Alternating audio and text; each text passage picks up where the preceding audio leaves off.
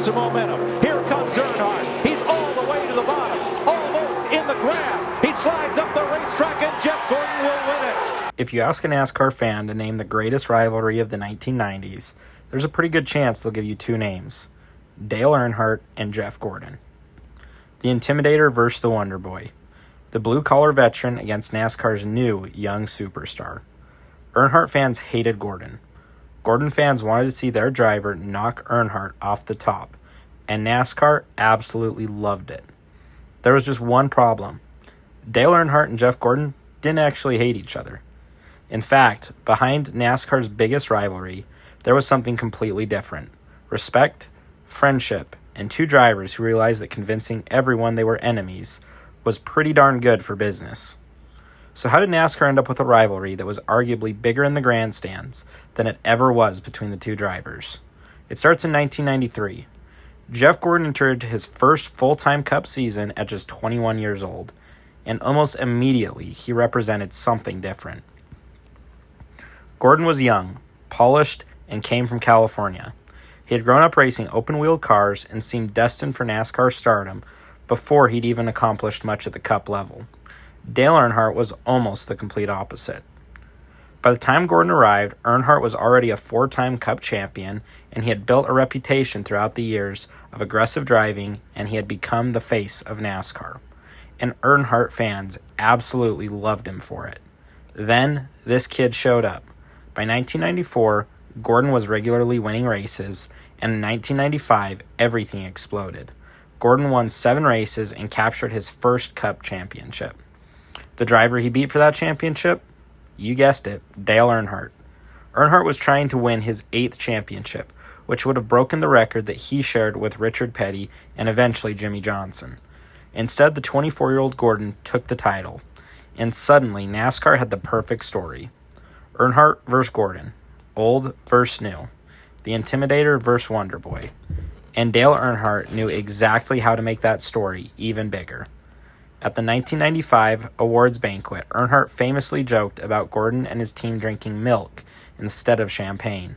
He called Gordon Wonder Boy, a nickname that stuck with him forever. To fans, this looked like Dale Earnhardt taking shots at this young driver who had just stolen his championship. But Earnhardt understood something that Gordon was still learning. NASCAR wasn't only about what happened on Sunday. It is entertainment, after all. If half the crowd bought a black number 3 shirt because they loved Earnhardt, and the other half bought a rainbow number 24 shirt because they loved Gordon, or because they wanted to beat Earnhardt, that was good for everybody. And the fans took that rivalry much more seriously than the drivers did. Gordon became one of the most hated drivers in NASCAR. He was booed at tracks around the country, and the more Gordon won, the worse it got, because he didn't just beat Earnhardt once.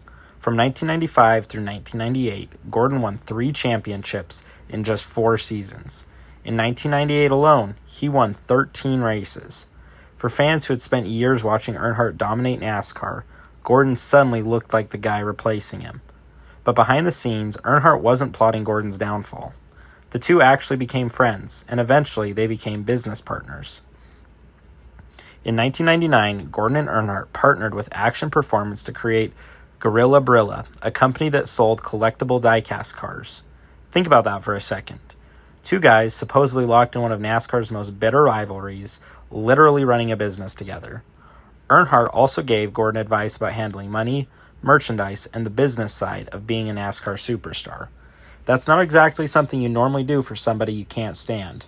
Now, none of this means they weren't competitors. They absolutely were. When Dale Earnhardt put on his helmet, he wanted to beat Jeff Gordon. And Gordon wanted to beat Earnhardt. They raced each other hard, fought for wins, and battled for championships. But that's very different from personally disliking each other. And that's what makes their story so interesting. The rivalry was real, but the hatred was not. Much of that existed in the grandstands. Earnhardt represented what NASCAR had been. Gordon represented where NASCAR was going, and the fans just chose sides. The number 3 and the number 24 became 2 of the most recognizable cars in American sports.